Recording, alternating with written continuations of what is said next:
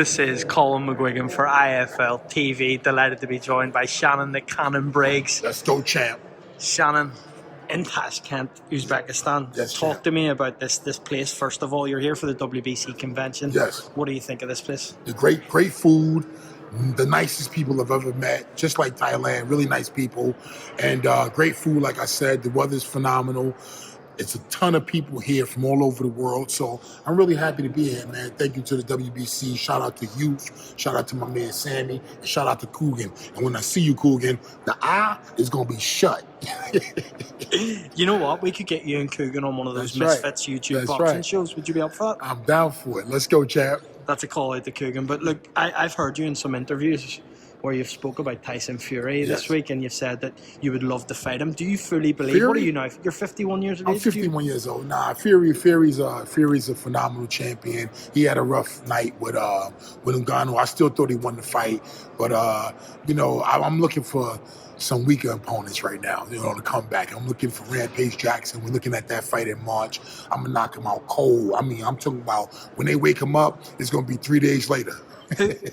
Who do you want to fight? You know, you've said Rampage Jackson. Rampage Jackson. I just heard a rumor that Mike Tyson said that he might be coming back to do a exhibition fight, and I think that'd be a great fight for New York and for the world, and we could do it at the Barclays. So if that's true, he wants to do exhibition, I'm all for it. I think it'd be great because I want to open up a gym. I'm actually opening up a gym in Brooklyn, in Brownsville, Brooklyn, called the Brownsville Boxing Academy. Mike Tyson, Riddick Bowe, myself, a whole slew of people, Sam Rockwell, Michael Rappaport, Bernadette Stannis, you name it. We have everybody from Brownsville, Brooklyn, former champion Zab Judah, Danny Jacobs, Shu, Curtis Stevens. It's going to be great, man.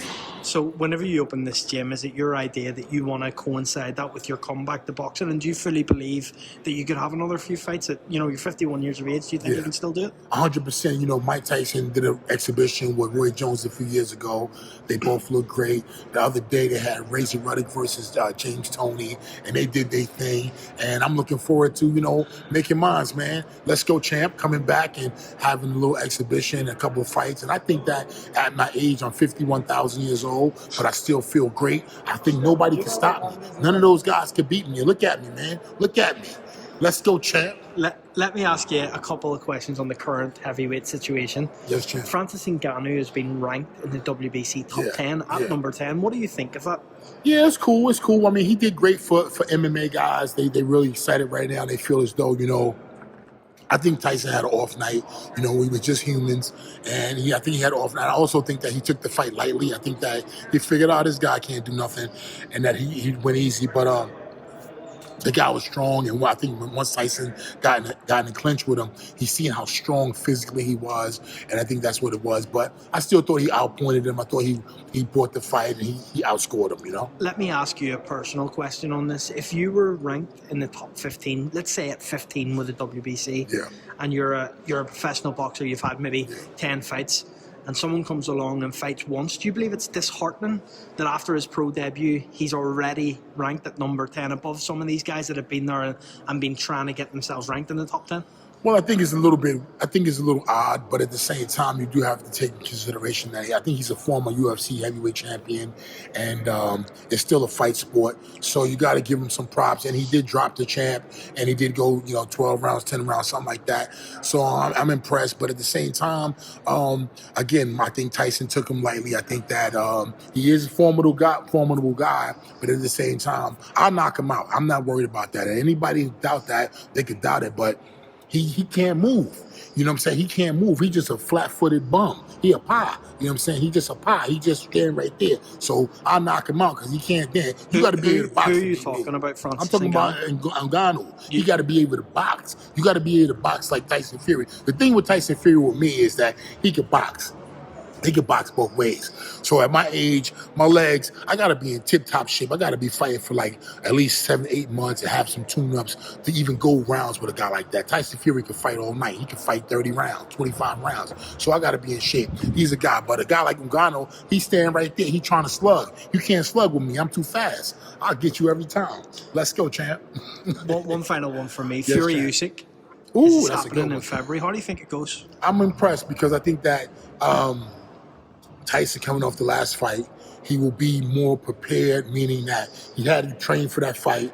Might be a little like, take some time off, but he's going to be in shape. And I think Usyk's in shape. But, I think I was a little worried at first when he moved up to heavyweight. He was a lot more active throwing punches. And then in the last fight with the dude, he wasn't as active. And I was a little worried about that. But I think that it's going to be a phenomenal fight. I think it's going to be a great action-packed fight. The first couple rounds might be a filling out round, but they're going to have to get down to business. And I'm looking forward to it. I want to see a blood fest. I want to see fight. I want to see blood everywhere, the whole ring red. They just fighting. Let's go, champ. There's also Deontay Wilder's return. Ooh. The bronze bomber. He's coming back. Do you believe that he'll take Joseph Parker out of there early in their fight in Saudi Arabia? I worry for that fight for Joseph. I like Joseph a lot. Joseph is a hell of a boxer. I like him in that fight. I don't want to say I like him winning because you can never tell with Wilder.